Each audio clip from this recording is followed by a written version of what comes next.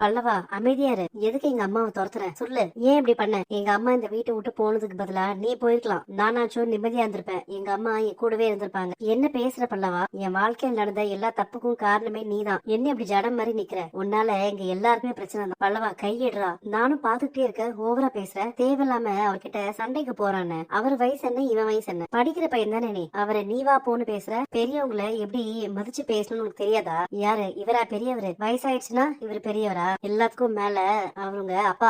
இனிமேல் இந்த வீட்டுல யாரும் அவரை ஒரு வார்த்தை கூட பேசக்கூடாது. அவர் இஷ்டத்துக்கு தான் இருப்பாரு. பிடிக்காதவங்க இந்த வீட்டை விட்டு வெளியில போயிட்டே இருக்கலாம். நீ இவ்ளோ பேசுறது கேட்டும் அவரு உனக்கு எதிரா ஒரு வார்த்தை கூட பேசாம இருக்கிறாரு பாத்தியா? அதுதான் அவரு உன் மேல வச்சிருக்க பாசம். நான் இங்க இருந்து போறேன், விடுங்கண்ணே. போட்டும். நீங்க ஓகேயா? என்னாச்சு? ஏதாச்சும் ஹெல்ப் வேணுமா? இல்லங்க, ஒண்ணும் இல்ல, நீங்க போங்க. ரொம்ப நேரம் ஆச்சு.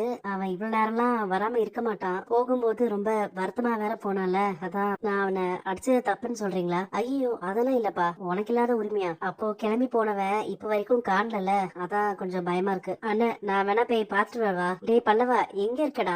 நான் எங்க இருந்தா உனக்கு என்ன? உங்களுக்கு தான் என் மேல அக்கறையே இல்லையே. அம்மா போயிட்டாங்க, அண்ணி அடிக்கிறாங்க, எனக்காக யாரும் பேச மாட்டேங்கிறீங்களே. இங்க பாரு பல்லவா, இன்னும் அரை மணி நேரத்துல நீ வீட்டுக்கு வரணும். உனக்கு என் மேல கொஞ்சமாச்சும் அன்பு இருந்தா உன்னை அடிக்கிறதுக்கான உரிமை எனக்கு இருக்குன்னு நீ நினைச்சனா உடனே கிளம்பி வீட்டுக்கு